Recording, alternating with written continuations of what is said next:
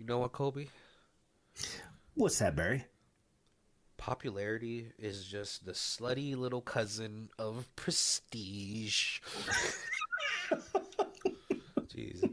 This movie is as I was watching it, I was like, "Oh, this is going to be so hard." What's going on, guys? My name is Barry, This is Colby. and this is Who Watches This.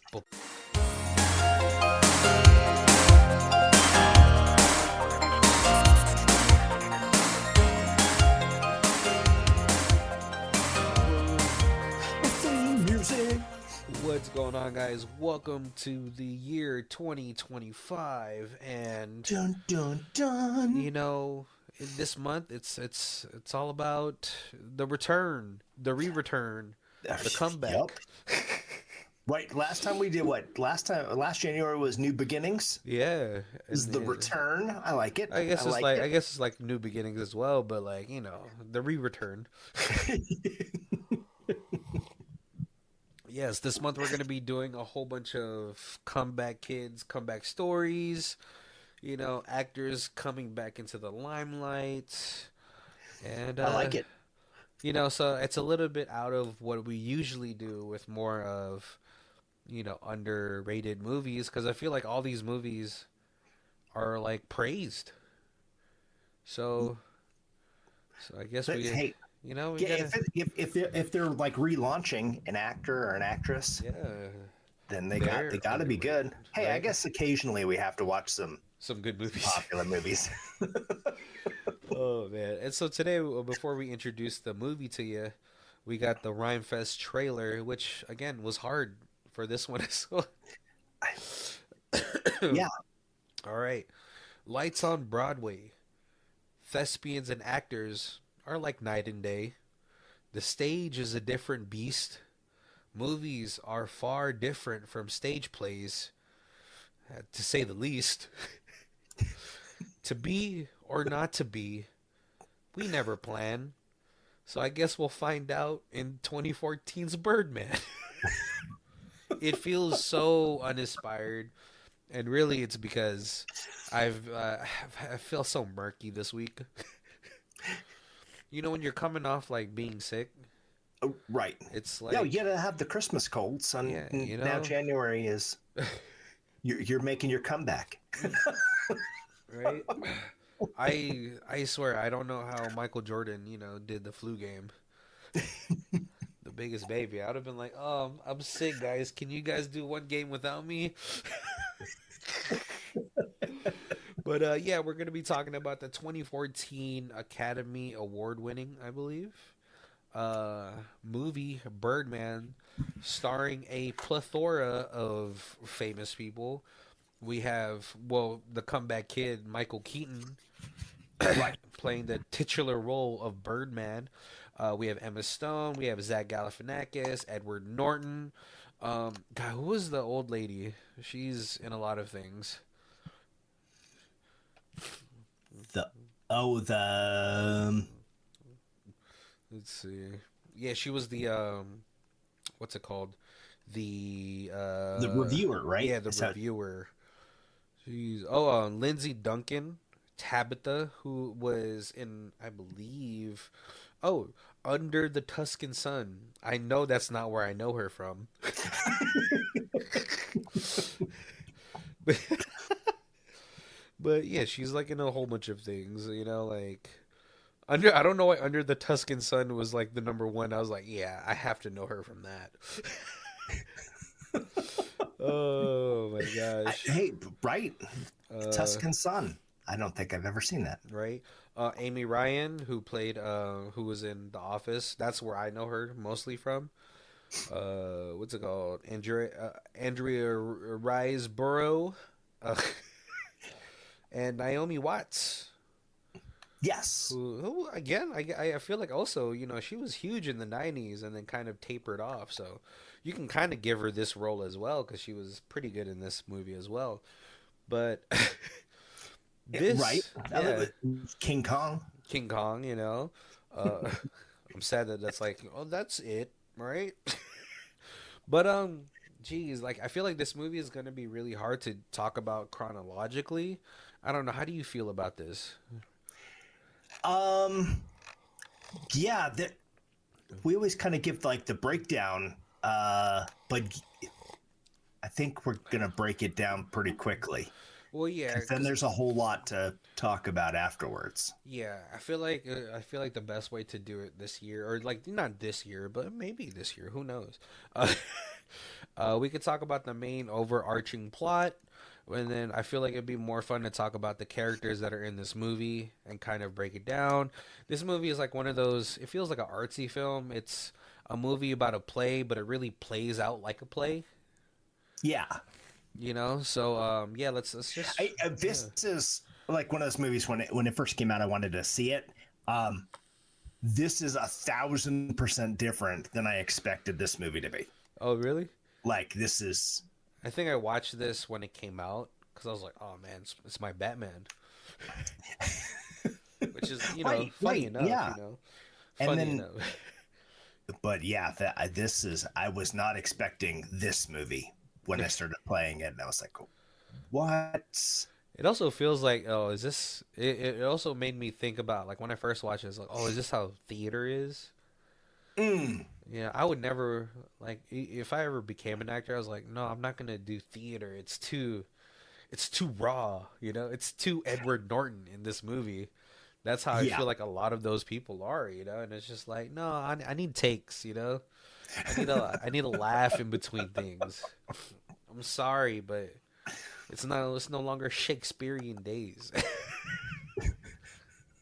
I need a laugh. But no, so like this movie overall this movie is about Michael Keaton's character. What was his name? Riggan Ye- Reynolds, not Reynolds. yeah, uh Riggan. Yeah, Riggan, who is in this universe, he played a character called the Birdman, which is a superhero character, and Right, kind of what probably one of the first. I think it's taking fairly a lot from his real life as Michael Keaton as Batman from the 80s and 90s.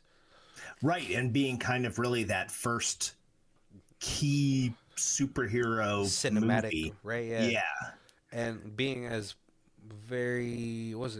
successful as it was the Tim Burton movies. But in this world, he's playing, Birdman. It's a superhero, I guess, in this universe. But he's mainly known for that, and so now, he wants to come back. Maybe he's had a stint of maybe smaller independent roles or maybe movies that just didn't pan out so well. right. And so he wants to come back as like, I want to be this serious actor. Right, right. I Right? want to prove myself Yeah, because I have now done 3 Birdman movies and I am typecast as Birdman and nobody knows me as anything else. exactly. Right. And it's And kind I of want to hard. prove my chops as a real actor. Exactly. So what he ends up doing is with him and his best friend, played by Zach Galifianakis, who I think is a producer, because we learned that this play that he's doing, which is like it seems to be a very outdated play, Right. from the themes and topics that it's about. It's he's the writer, director, and main lead, Yeah. and Yeah, it's kind of like he's doing his own take of an old play. I believe it was something that was, a real one. or maybe it was a story, like a book or something. Yeah, which I mean, like I find out we do later find out why he chose that play is because when he was a college student and he like had a play out in Syracuse, the author of the play was like, "Oh, thank you for putting on an authentic performance." And Right. and I feel like that's the reason why he chose this play. He's like, "Oh, this is the reason. This is the Yeah. reason why I wanted to be an actor." Raymond Carver Yeah. story. What we talk about when we talk about love. Oh yeah, but like from the actors that we see in it, it's all white actors. It's the movie set is like what set in the 1940s or 50s. Yeah, yeah, So I think so. so it might we learn later on that it's one of those only rich white people will understand this. So why did you pick this movie? And that's really the reason why he picked it is because Raymond Carver is like, "Hey, great performance, kid," which is later downplayed by Edward Norton's character. Yeah. Which let's introduce that. Like, we also learn Emma Stone is playing his daughter in this, who is a person from rehab, recovering addict, Right. who is the child of a neglectful father and a mother who was not a neglectful mother, but she was much more like trying to keep up this relationship with her husband, Michael Keaton, who is possibly like, I guess all actors are a little bit narcissistic, right? But they have a pretty frayed relationship. It seems like it's a much more friendlier relationship now that they've probably been separated for a long time. Yeah. Yeah, but she's like, how's she doing? Like, thanks for, trying to keep her on the straight and narrow. But Right, because she's kind of playing his assistant. yeah, but it's still much more like it's cheaper to hire my junkie daughter who's then Right, and and he's also, it's the guilt thing where he's like, I wasn't there ever as you were a kid, so now I'm gonna just hire you, so at least like you're around, so like feel like I'm trying to make up for dad time. Yeah, but it's also a publicity stunt. He was like, oh, famous Birdman hires junkie daughter to keep her on the straight and narrow. It's Right. multifaceted, right? She's cheap work. It's good publicity that she's like, oh yeah, the actor is trying to keep her daughter straight. But that whole relationship is pretty strained. But like when we first see them, they're kind of doing run-throughs of their play, and they're doing a dinner scene, and one of the actors, he's kind of hamming it up. Yeah. And then all of a sudden, like a light fixture falls on him. Right, and you can already tell that Keaton doesn't like him, like as an actor, because and that's gotta be a strange thing to be like an actor and the director. So you're like trying to act with somebody, but then also trying to like gotta keep cutting the scene to control them. Which again I feel like it's much harder doing it in a play versus when you're doing it in the movies, right? Right. But the movie kind of starts off with like a narration, and you can tell it's kind of Michael Keaton's voice, but it's like in the Birdman voice. Yes. Oh, a little gravelly. Yeah. And because I'm sick, I can kind of do it, Like, hey, Reagan. It has like that growl to it. But like when that happens, when that light fixture falls onto this, he's like, I did that. That's what he tells his best friend, Zach Galifianakis, and he's like, well, they're trying to figure out what should we do, Now he's like out of the commission. He's like, well, we do have an understudy, and he's like, no, he's gonna be complete trash. Right, yeah, he's gonna be even worse. And so Naomi Watts comes in, and he's like, it's funny because, they do that thing that like sitcoms do. Like, well, how are we going to get out of this pickle? It's not like a famous actor is just going to come land on our laps. Right. He's not going to just knock on the door.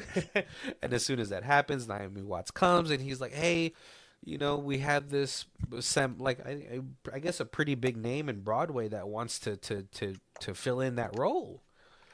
And it's what's Edward Norton. Right. Who is Mike?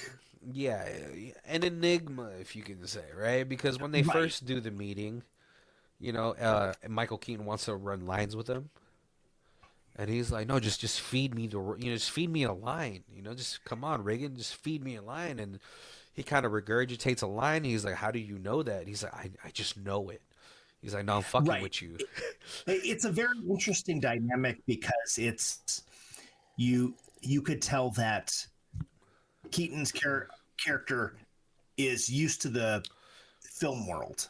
Yeah, he's used to the structure. That kind of actor, and then all of a sudden, this is not an actual Broadway, but this is a performance actor, and so it's a very different kind of monster. You know what I mean? Yeah.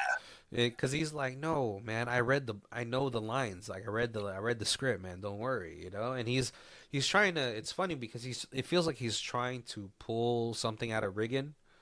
He's like, let's make this authentic. This is where I feel the most alive. You Right. know, Yep. my life can be a complete mess, but if I'm on stage, this is my bread and fucking butter, man. And so he gets taken away by Emma Stone. They go to costume, and he kind of like makes like this weird comment, I guess, that you shouldn't make to the director's daughter. He's like, "Yeah, nice ass." And then Right. he gets completely naked in front of him, in front of her. Yeah, because they like because it's costume, and he takes off his pants, and the like the seamstress guy is like, "Oh my god, where's your underwear?" He's like, "I don't know, probably under my bed at home." He's like, "Oh, Francois, how I need to feel." I need to feel the jean zipper against the shaft of my cock.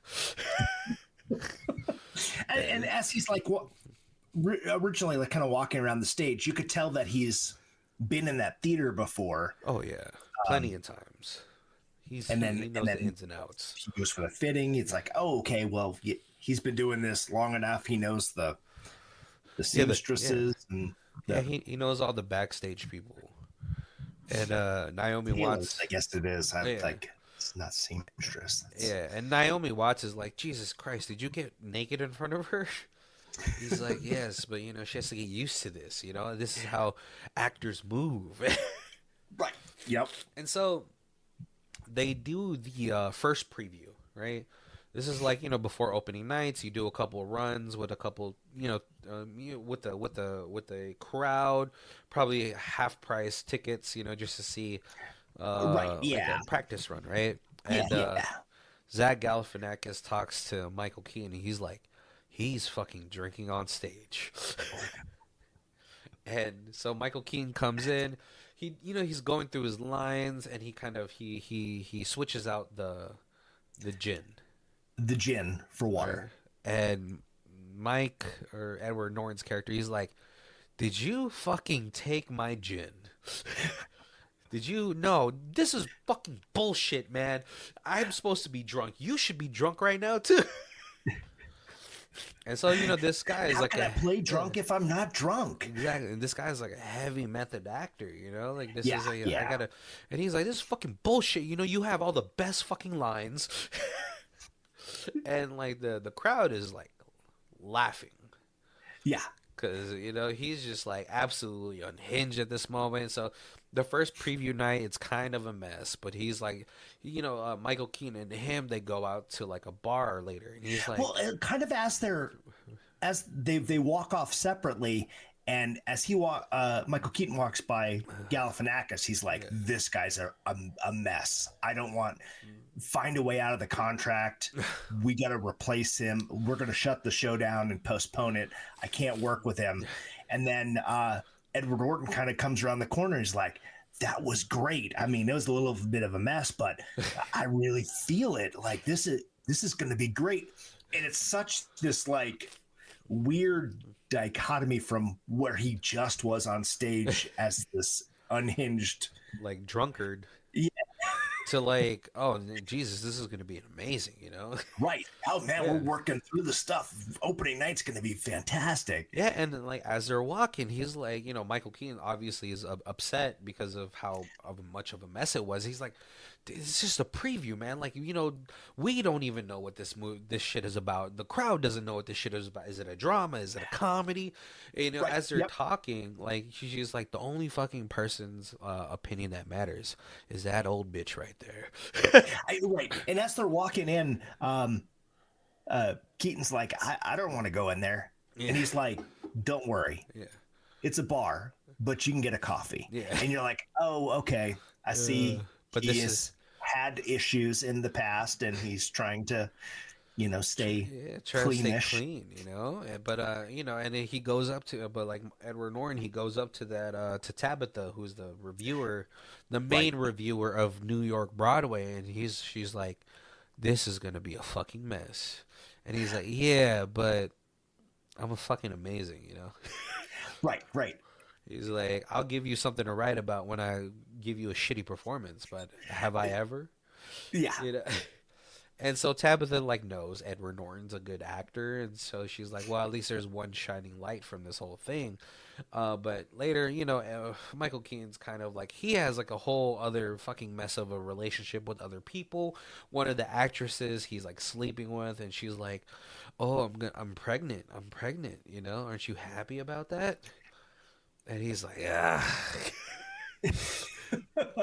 Right. Yeah. Because the two actresses, one's his Yeah, it's like his little like side piece. side piece, Yeah, and then the other one is Naomi his current Watts. side piece, No, no, no, no. I don't think or I he guess his ever. current relationship, No, yeah, because no, his old because side piece is now sleeping with Edward Norton were they sleeping together? in the past. Oh, did they? Oh, Yeah. I must have missed that. Yeah. And so like, but it's funny because like he has like this weird like nice relationship with Naomi Watts, but with Roseboro, he's completely like treating her like an afterthought. Right? Right. Yeah. Because like it's funny because like the whole thing about this movie, right? They don't like you don't ever really know where everything like is lying in like the time wise. And so like later like we're back at another preview and Edward Norton's under the sheets with Naomi Watts. It's like the final scene of this play and he's like, "Oh fuck, I'm hard." She's like, "What do you mean?" She's like, "No, my dick is really hard. We should fuck. We should actually fuck on stage." Right. Right. And she's like, "No." And like Naomi Watts is like, She's like, for the last 6 months, you haven't been able to get hard for me, and now we're on stage, and you want to screw me in front of 800 people? yeah. He's like, "Yes, it'll be so raw. It'll be so, oh, the tension is gonna be so good." And she's like completely fighting him off. Yeah. It's kind of bad, but like Michael Keaton comes in. It's for the last scene, and he's doing this whole thing. He's like, "How could you fuck him? What about me? Oh my God, I don't exist. I don't exist." And then his character kills himself. Yeah. And so, like, like it's funny because like they do like a little walk and talk, Naomi Watts and Edward Norton, and she's obviously super upset. But they go outside to bow to everybody, blood all over them, and she's just like, "You're a fucking piece of work." But you can't hear that as a crowd, as an audience member, right? But geez, Emma Watson has Emma Watson's character and Edward Norton's character have a lot of one-on-ones. Right.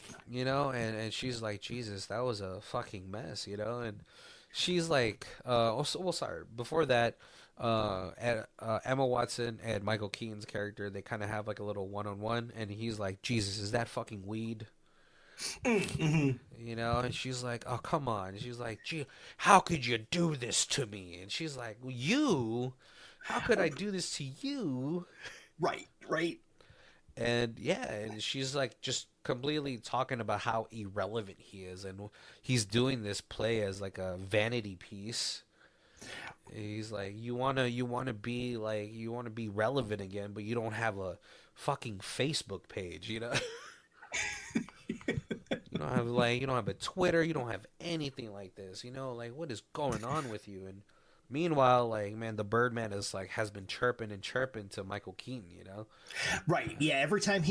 It's pretty much every time he's in his dressing room or his little private room upstairs. Yeah, it's a lot when he's alone. Yeah. Then you hear the gravelly voice of the bird talking to him. Yeah, and like it's weird because he shows like he has powers in this movie. But we already know that Michael Keaton seems to be like a very unreliable narrator. Right. Uh, And often like it shows him like mentally picking things up and throwing them around with his brain, but then like Zach Galifianakis like walks in and is like, "Is everything okay?" And then like you see like as the camera pans back over, the stuff that he's breaking's in his hand. Yeah. So it's like, oh, he was just picturing that he had Birdman's powers. But like from those little tidbits, you can possibly tell that maybe the daughter's issues probably stems from Michael Keaton's issue, like Michael Keaton's like mental issues with I don't know what he has, like maybe DID. I don't. I'm no psychologist, you know. I'm no therapist, you know. Right? Yeah. I they don't give you enough, and if yeah, interesting. It's interesting what's happening to him, but yeah, no, Edward Norton and all like Emma Stone, like they meet up on the little rooftop, and she's like hanging off the edge. She's like, "This is the only kind of adrenaline I can get because you know drugs are off hands or off limits. I can't have Yeah. drugs." And they have like this odd sexual tension. Edward Norton's like, "I can't fuck you. I'm afraid I might not be able to fuck you." Yeah. Yeah. And maybe that's why he's like such a dick about this whole thing because he's maybe on stage is like the only place he can get hard. He's like, my character needs to get hard, so I get hard. Yeah. Right. It's that the on stage is almost his real life. Yeah, that's Like it's yeah, where he can, I guess, one of those things where it's like he doesn't really know who he is off stage, right. but whatever characters he's playing, he can be that character. And that character needs to get hard. Yeah, and so like they go what's it called the next morning, you know, they have little period or like little pieces of the play on the newspaper. And Mm-hmm. Edward Norton comes through glistening. You know, he has like this big front page piece with the half of the pages is his photo Yep. and all that stuff. And like, what did And he? and apparently somebody came and had an interview, but just with him. Yeah, is that what happened? I was like, oh, what happened? Yeah, and yeah, he was like, I guess in the interview, it's like he's like talking about how he writes all his own lines, and he's like, write all your own lines. You and I kind of like spitballed, and we changed like 2 lines. Yeah, It's not all you didn't write all your own lines. What are you talking about? yeah, but you know, it's like these lines really they're coming from me, so it's like I wrote them. You know? Yeah, yeah. Yeah, And it's because like it's definitely like a battle of like a pissing contest because oh yeah, Evan Norton's like I'm the real actor here, so you know I'm just going to take credit for everything that's good because you know it's because of me. yeah. And then Michael Keaton's like, no, I need this to work so that I could prove that I'm an actor and a writer and a director and I'm relevant. Yeah, but you know, in Edward Norton's eyes, like you're just here for the moment. You Right. know, you know, maybe you'll make another movie or something. Maybe you'll be like a supporting character. But me, I'm gonna live and die on this fucking stage. Yeah. You know, you'll do this, and 30 years from now, I'll still be on this stage, performing raw emotions, raw acting, and you'll be, I don't know, someone's great uncle or granddad in the future of some insignificant film about a dog or something like that. Yeah. Yep. You know, but like you know, Michael Keaton does like he ends up punching him, right? Yes. And man, Mike, Well, he Edward chases him around with like the newspaper and like spanking him like a dog. yeah, after he gets him out of his suntan bed. Right. Yeah. So he's like chasing him around like half naked. Yeah. And you know, Zach Galifianakis is like, no, we can't get rid of him. He's like he's half the crowd. Yeah. Yeah. We've pre-sold more tickets since we brought him on than yeah. That without him, and like another side story is like the two actresses they like make out for a little bit. It's just, but then you also see like the difference between how Michael Keaton treats Naomi Watts versus how he treats Roseboro. Yeah. Because he's like, Jesus, you're such a shining light on this stage. I'm so happy that you're here, and She's like, I've been with him for 2 years, and he hasn't said anything remotely nice like that to me ever. And even when, So wait, sorry, so where it's almost like the hero complex. Like, I can't say something nice to you because we're having a good time, but this person has now hit rock bottom, and I can come in, swoop in, oh be the maybe, hero, lift her up, make her feel good, and yeah. so it's Well, that way, during the press junkets, she could be like, "Oh my God, Michael Keaton was just so nice. Like when I was feeling down, he was always, right. And then you're like the partner of the person, so you really can't not say anything nice, right? Yeah, So maybe it's just that as well. So, but yeah. Again, that so kind of goes into the narcissism of being a celebrity.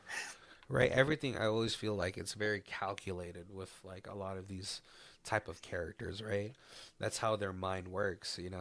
But like later on, like Michael Keaton goes into like the bar again, and he sees Tabitha, Right. and they have like this. At first, Michael Keaton comes up, he's like trying to schmooze, like, oh, Yeah. here's your drink. And she's like, I'm gonna fucking destroy your play. He's like, well, you haven't even seen it yet. She's like, I don't have to. I'm already writing a bad review and I haven't even seen it yet. Right, because you're not an actor. You're a Right. movie actor. You dance for the cameras like a little monkey, but you're not a true thespian. You don't know what it is like to be on that stage and actually become these characters. You're here for just a moment. And he's completely unhinged at this point. He's like, "Fuck you."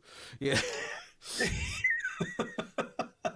I guess I'm like, she's already determined that she's going to write a bad review and close down your show. Yeah, why not just let her have it? Yeah. Well, like it almost feels like they might have like a good like sort of like it's a when he goes off on his little tangent. It almost feels like, oh, maybe she'll respect that. She's like, hey, you're fucking done, bro. Yeah.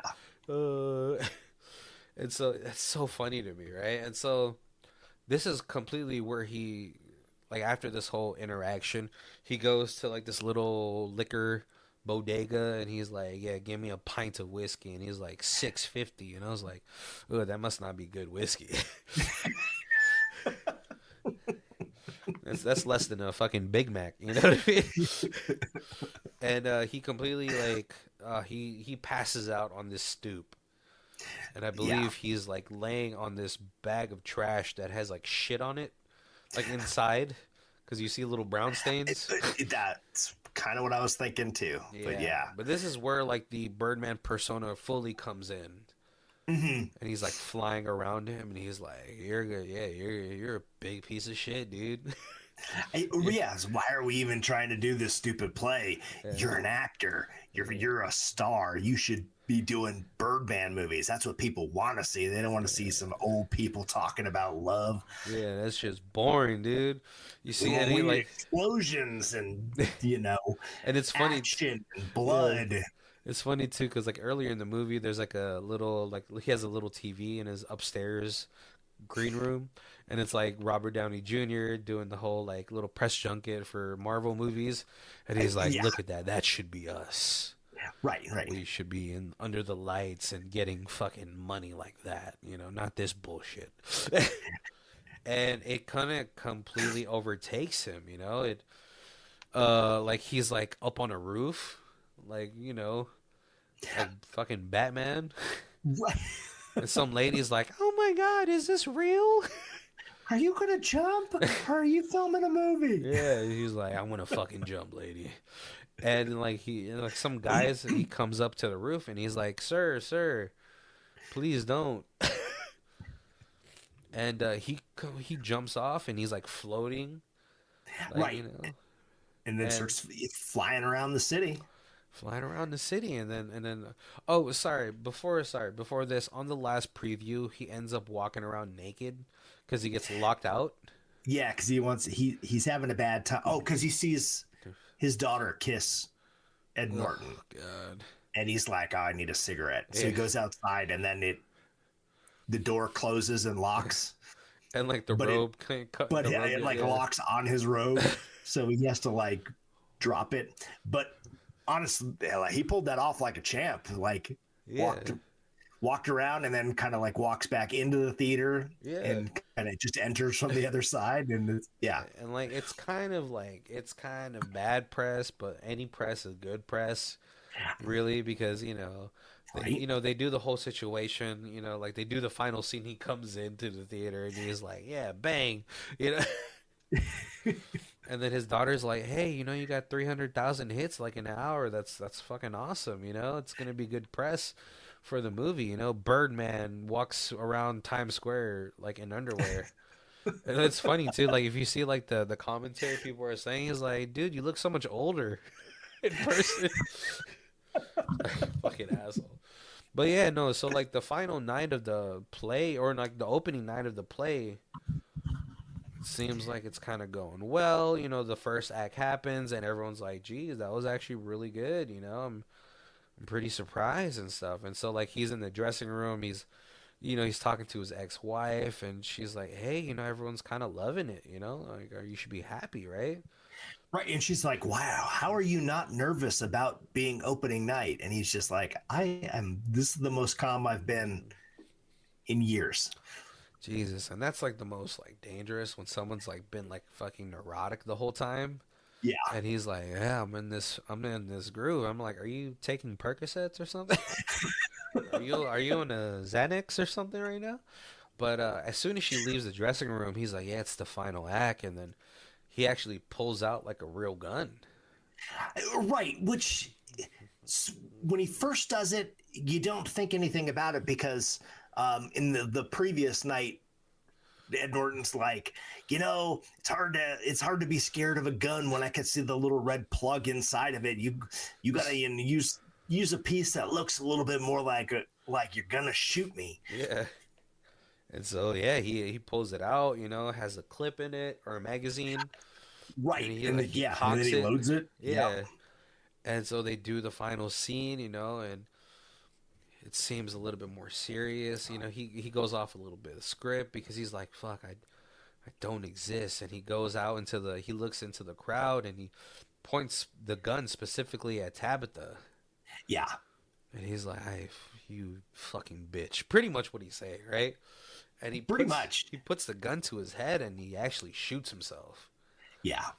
And everyone's like, applause, like, oh my gosh. Yeah, there's like a moment of what the hell just happened, and then it's like, oh, that was part of the show. Okay, yeah. Or was it? Yay. But then like all of a sudden, it darks out, and then when we come back to, he's in the hospital.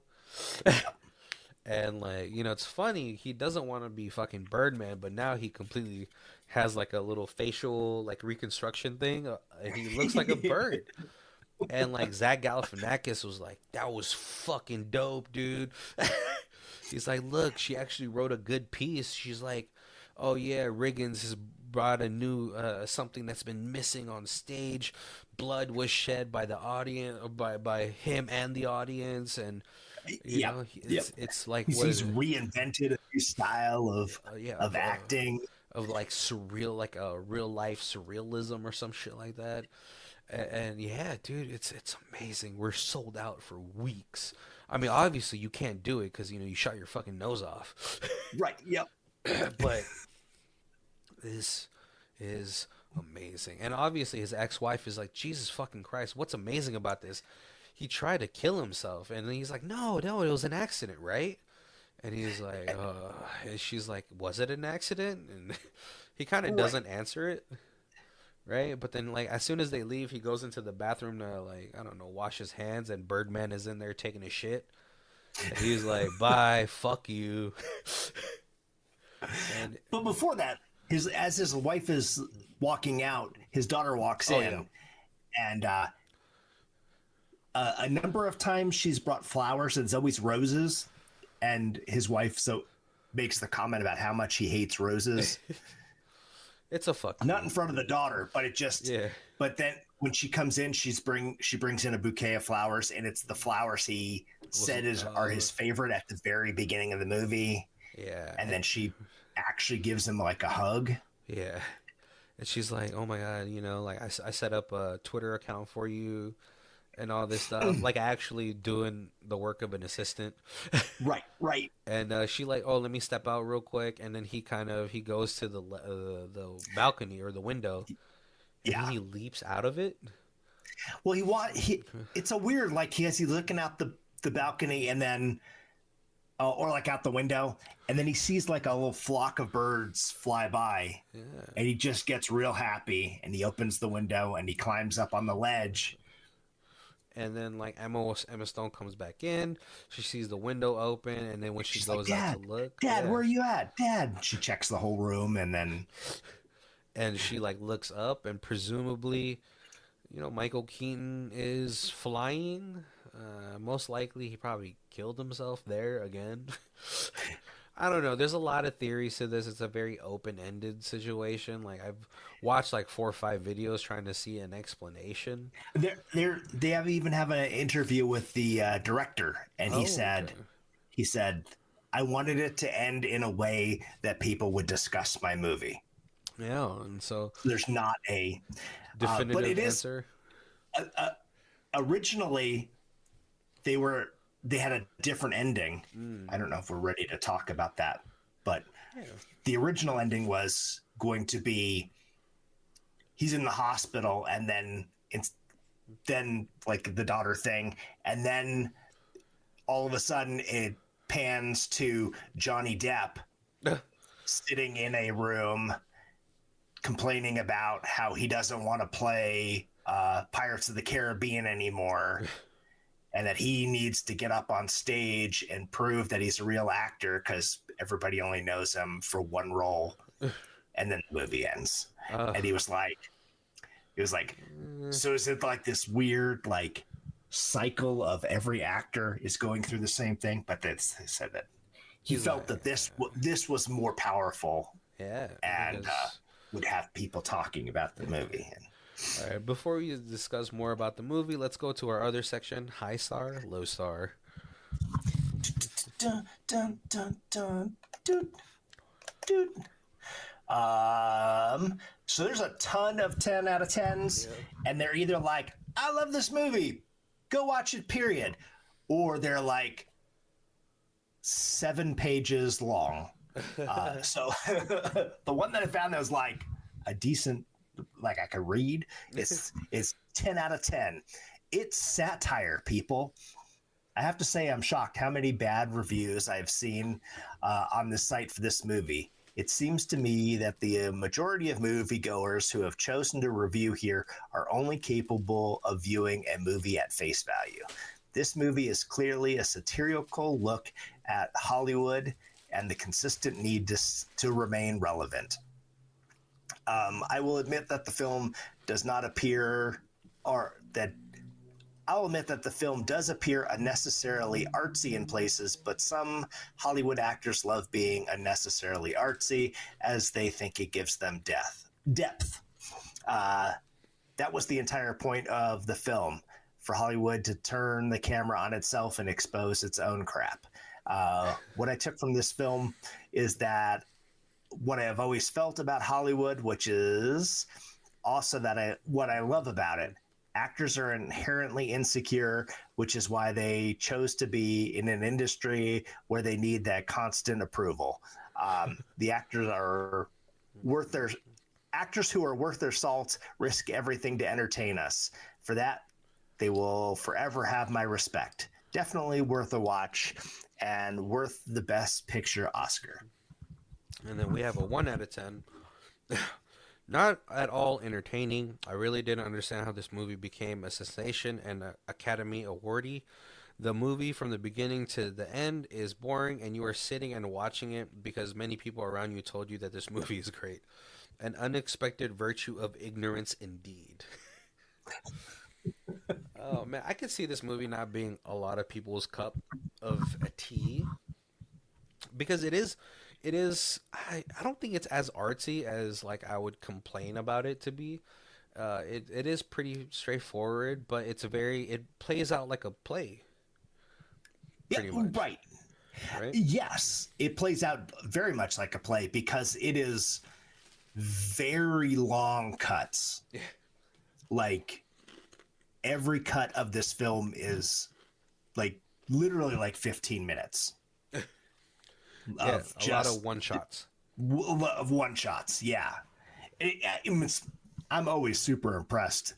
I mean, like, it's to me, I'm like, yeah, if you're an actor, you could say one line and then they cut and then they aim the camera at the next person. They say one line, they come back, and then, but when I see a film where like they're the cuts, whatever, if it's fight scenes or dialogue or whatever, and they're extended like that shows me the acting power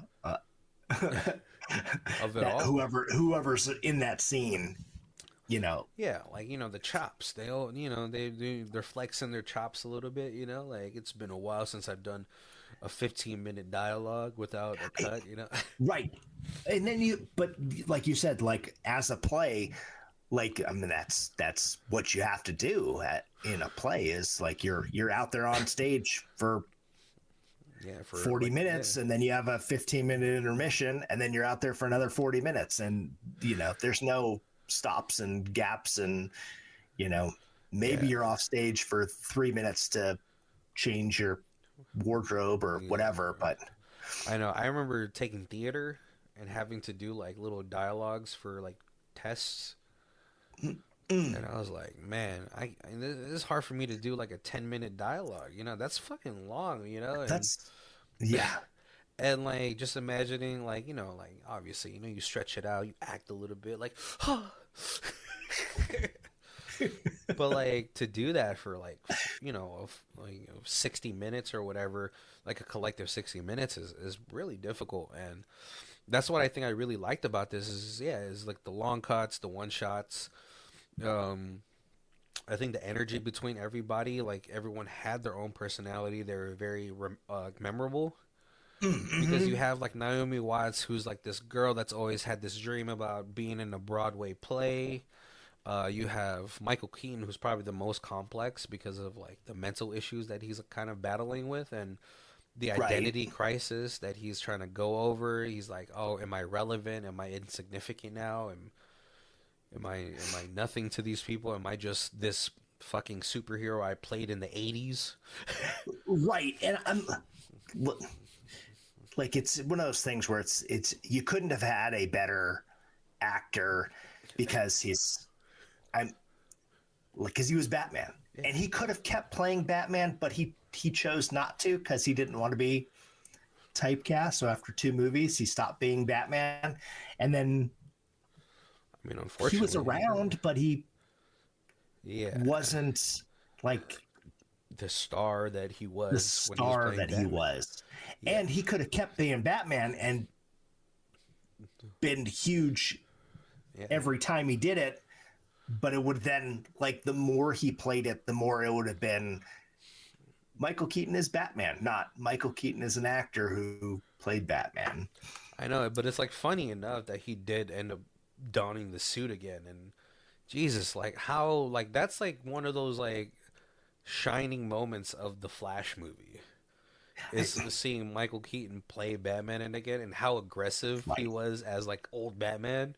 Yeah, it's like it's really fucking cool. Like we know, and it's funny because like I think John Cena has like talked about this, right? And John Cena has almost come out to be like this really great guy because he always talks about like if you don't want like I understand that like you want your privacy, but like you're in a profession that like people are gonna come up to you because it's their only chance to see you. Yeah, and he's had this. And it's like you people don't have a necessarily like a major like a differential in their head between fantasy and reality, and if you grow up watching somebody, like you feel almost like you know them. It's really stupid. It's very side story off of this. Parasocial.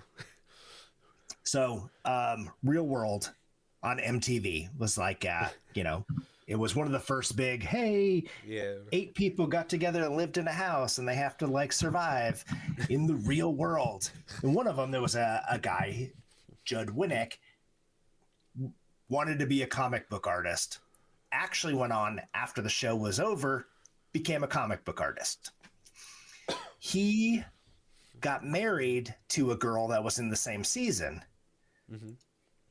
We go to my ex-wife and I, we go to San Diego Comic-Con.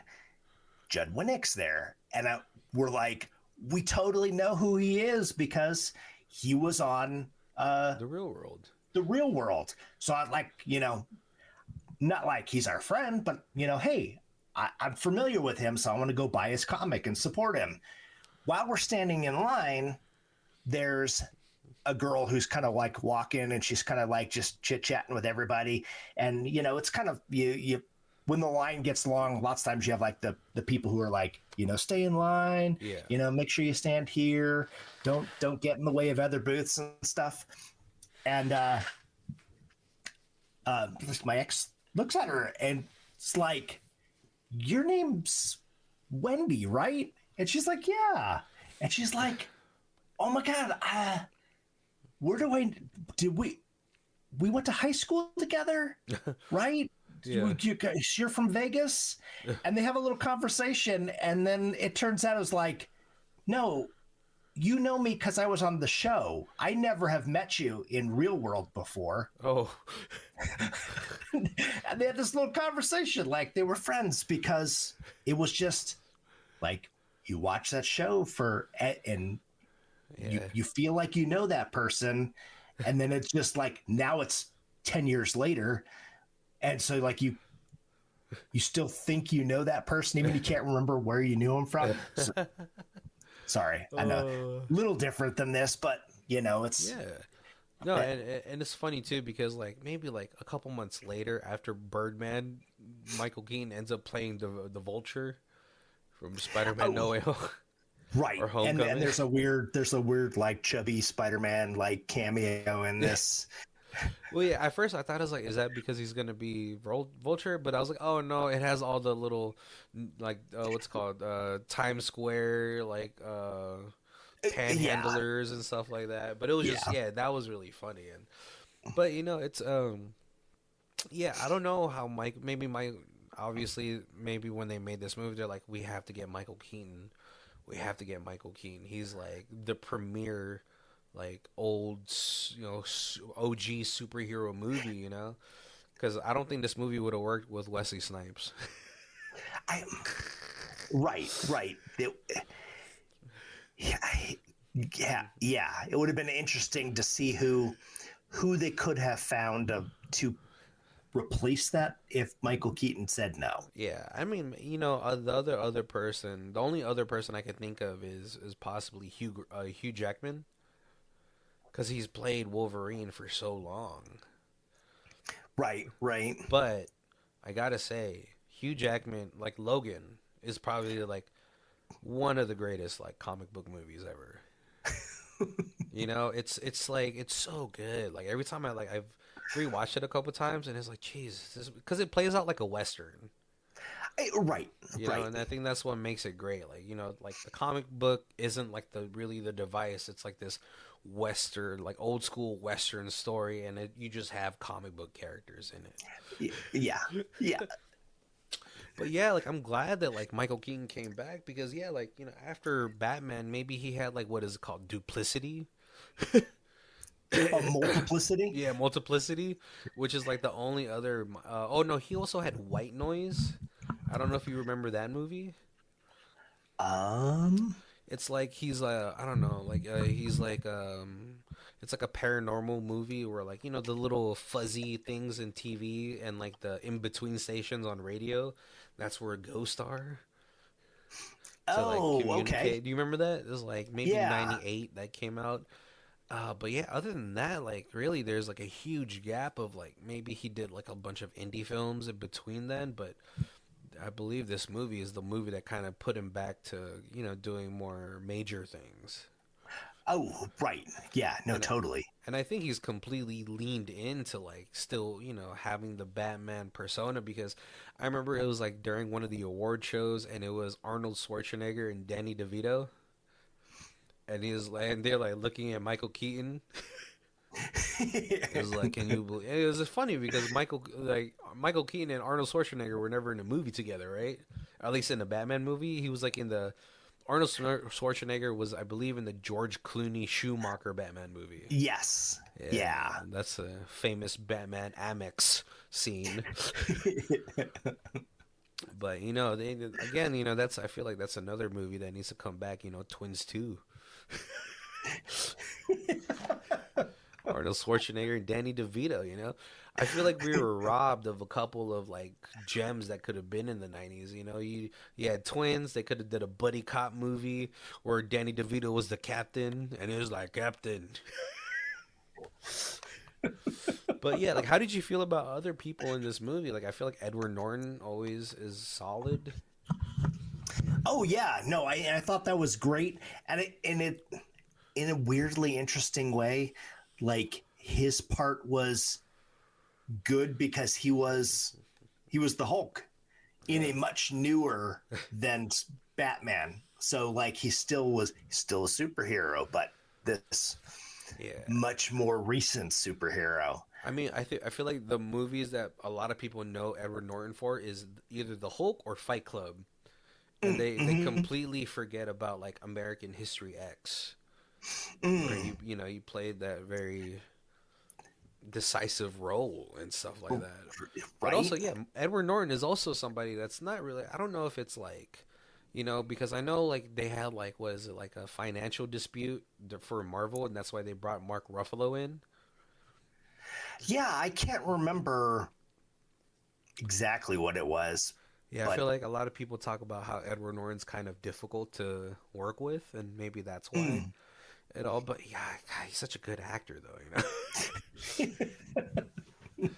But yeah, this movie is completely fun. We're coming up to our hour, so we have to let you guys know to make sure to check out all of our months down below. For the month of January, we have a bunch out there. We have what's it called, the Garbage Month series. Where a lot of studios just kind of just dump movies and dump month. yeah, dump month and all that stuff. And like Kobe said at the beginning of the episode, we have was it New Beginnings movie for January? Right. That was last January. Yeah. So hey, we got like little of everything from fighting movies and WWE studios, horror WWE. movie months, and everything. Yeah, we got everything. We've been around a while. So, but if this is the first time, if this is the first time you guys are joining us, we do our reviews in 4 different sections. We have streaming, DVD, and Blu-ray, and the Ultimate Box Collection. Kobe, where are you at for this one? I don't know what you get with an Ultimate Box on this. Who knows? But I could totally Blu-ray this. I watched it late, so I've only watched it once. And lots of times, especially like a deep movie like this, I like to try to watch it twice so I can kind of get all the stuff. Because even though there's not a lot going on, there's a lot of Undertones, deeper meanings, to stuff. And so, like, I need to watch this again to really understand it. Yeah, probably need to watch it 2 or 3 more times to have everything really kind of sink in. And this movie is not like a short movie. It's a 2 hours. Right. Yeah. A strong 2 hours. I think it's like an hour and 59 minutes. Yeah. Maybe like an hour 56 after the credits and all that stuff. But this movie is like, it's pretty nonstop too, but it doesn't ever feel like too much. So the pacing for this movie is pretty quick. But and there's this heavy dialogue. This movie's heavy dialogue, but like, and typically I kind of get bored with like movies like that, like The Hateful Eight.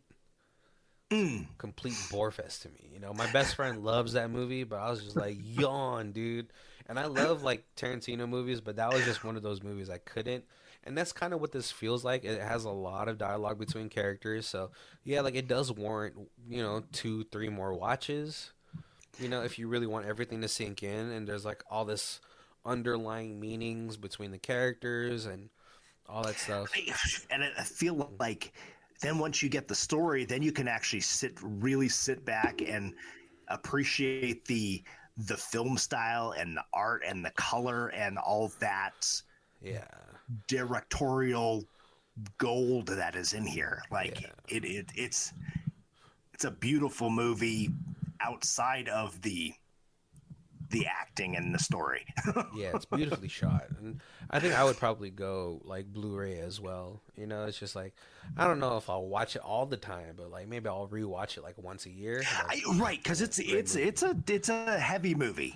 yeah, Like, so you don't want to like like, hey, I need something fun to watch. yeah, And like thought this was going to be more like a dark comedy, kind of. kind of is. It kind of is, but like more of a making fun of Birdman, that Right. kind of thing, and it is definitely It's Birdman is his yeah. psychosis, not really a character in the Yeah. It feels more like a British dark comedy than an American dark comedy. right. Yeah. Oh man. But yeah, I want to thank you guys for joining us. Welcome to the new year. Thanks for sticking with us. And we have all of our social media links down below where you can contact us. Yeah, we got our Facebook, Twitter, Instagram, Threads, TikTok, YouTube. A ton. I think that's it. Yeah. Oh man. Make sure to hit us up there. Thank you guys for joining us. My name is Barry. This is Colby. And this is Who Watches This. If you guys want to check out who does our theme music, it is Lee Rosevere. It's called Arcade Montage. It's on our album Music Podcast 3, and her Bandcamp is down below. Thank you.